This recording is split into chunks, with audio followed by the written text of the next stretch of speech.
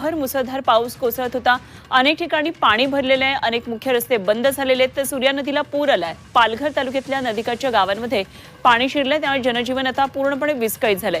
डहाणू शहरामध्ये काही ठिकाणी पाणी दुकानांमध्ये शिरल्याचं कळतंय, तर मुंबई अहमदाबाद राष्ट्रीय महामार्गावर अनेक ठिकाणी पाणी साचण्याच्या घटना घडल्यात। प्रशासनानं खबरदारीचा उपाय म्हणून आज संपूर्ण जिल्ह्यातल्या शाळा आणि महाविद्यालयांना सुट्टी जाहीर केली आहे, तर एनडीआरएफची टीम सुद्धा तैनात करण्यात आलेली आहे।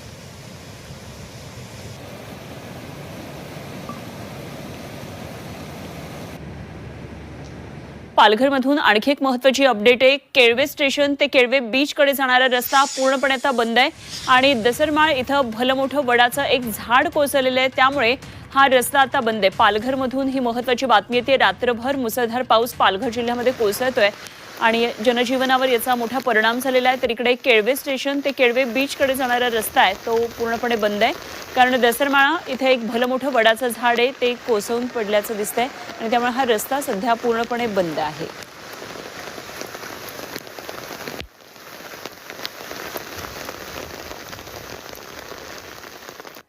पालघर जिल्ह्यातून महत्त्वाची बातमी ती म्हणजे मुसळधार पाऊस सुरू आहे, जनजीवन पूर्णपणे आता विस्कळीत झालेलं आहे। तर पालघर मनोर हा मुख्य रस्त्यावर मासवण इथं पाण्याखाली गेलेला आहे, त्यामुळे वाहतूक ठप्प झाली आहे। पालघर बोईसर या रस्त्यावर सरावली इथं पाणी आलंय, त्यामुळे तिथली वाहतूक आता ठप्प झाली आहे। तर केळवे रोड ते केळी परिसरामध्ये मुख्य रस्त्यावर झाड कोसळलेलं आहे। रेल्वे स्टेशनकडे येणारी वाहतूक त्यामुळे आता ठप्प झालेली आहे। पालघरमधली दृश्य पहा, रस्त्यांना अक्षरशः नदीचं स्वरूप आल्याचं पाहायला मिळतंय। पालघर मनोर रस्ता त्यामुळे आता बंद झालेला आहे। हा रस्ता आहे की नाही असा प्रश्न पडेल अशी खरं तर ही दृश्य आहेत। पालघर बोईसर वाहतूक सुद्धा बंद आहे, कारण याही ठिकाणी रस्त्यावरून पाणी वाहताना पाहायला मिळतंय। सूर्या नदीला पूर आलेला आहे आणि या नदीचं पुराचं पाणी आता रस्त्यावरून वाहू लागलेलं आहे। तर दसरमाळा इथं एक भलं मोठं वडाचं झाड कोसळलेलं आहे, त्यामुळे हा रस्ता पूर्णपणे बंद झालाय, त्यामुळे स्टेशनकडे येणाऱ्या नागरिकांची सध्या पंचायत होतीये।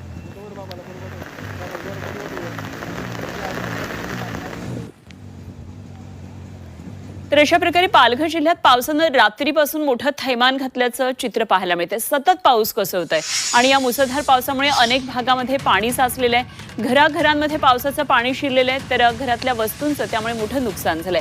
मासवण एक्सप्रेस टोल प्लाझा भागातल्या अनेक घरांमध्ये पावसाचं पाणी शिरलंय। पालघरमध्ये पावसानं अक्षरशः नागरिकांची दैना केलेली आहे। मासवण एक्सप्रेस टोल प्लाझा इथे ही घरं आहेत आणि या घरांमध्ये गुडघाभर पाणी साचेल एवढं पाणी आलेलं पाहायला मिळते आपल्याला। घरातल्या वस्तूंचं यामध्ये मोठं नुकसान झालंय। सखल भागामध्ये पाणी साचलेलं आहे, अनेक घरांमध्ये पाणी शिरल्याचं दृश्य पाहायला मिळते। मासवण एक्सप्रेस टोल प्लाझा इथे काही नव्यानं बांधलेली घरं दिसतात आणि याही ठिकाणी मोठ्या प्रमाणामध्ये पाणी साचलंय, घराघरांमध्ये पाणी शिरलेलं आहे। तर पालघर जिल्ह्यामध्ये रात्रभर पाऊस सुरू आहे आणि या पावसाचा जनजीवनावर पूर्णपणे परिणाम झाल्याचं आपल्याला पाहायला मिळते। हर्षद पाटील आमचे प्रतिनिधी आपल्याबरोबर जोडले गेले, जाणून घेऊया हर्षदकडून काय नेमके पालघरमधल्या पावसाची स्थिती आहे। हर्षद, मुसळधार पाऊस सुरू आहे पालघरमध्ये, काल रात्रीपासून हा पाऊस सुरू आहे, काय नेमकी शहरातली आणि गावकऱ्यांची अवस्था झाली आहे? मध्ये रात्रीपासून मुसळधार पाऊस पडतोय आणि त्यामुळं अनेक सखल भागात पाणी शिरलेलं आहे।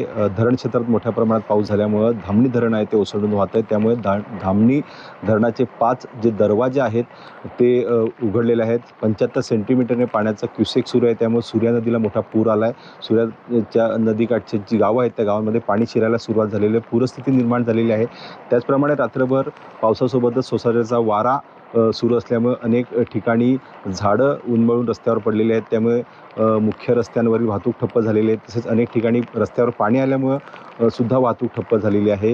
गुजरात परिसरामध्ये मोठ्या प्रमाणात पाऊस सुरू असल्यामुळं मुंबईकडून जी गुजरातकडे रेल्वे सेवा आहे, लांब पल्ल्याच्या गाड्या आहेत त्यांच्यावर परिणाम झालेला आहे। मात्र उपनगरीय सेवा उशिरानं सुरू आहे। पालघरमधल्या अनेक भागांमध्ये पावसाचा जोर कायम आहे। पाणी साचल्यामुळं सध्या तरी जनजीवन विस्कळीत झालेलं पाहायला मिळतं। दुसरीकडे जिल्हा प्रशासनानं सतर्कता म्हणून आज शाळा महाविद्यालयांना सुट्टी जाहीर केलेली आहे आणि नागरिकांनी सतर्क राहावं असा इशारा देण्यात आलेला आहे। जिल्ह्यात एक एनडीआरएफची टीम दाखल आहे, तिचं पूर्ण घटनेकडे लक्ष आहे, कुठे दुर्घटना घडते याकडे एनडीआरएफ टीमचं लक्ष आहे। एकूणच पालघरमध्ये जर विचार केला तर कालपासून जो पाऊस कोसळतोय आणि आत्ताही पावसाचा जोर आहे, त्याच्यामुळं याचा मोठा परिणाम हा जनजीवनावर झालेला पाहायला मिळतोय। धन्यवाद दिलेल्या सगळ्या माहितीसाठी हर्षद पाटील आमचे प्रतिनिधी.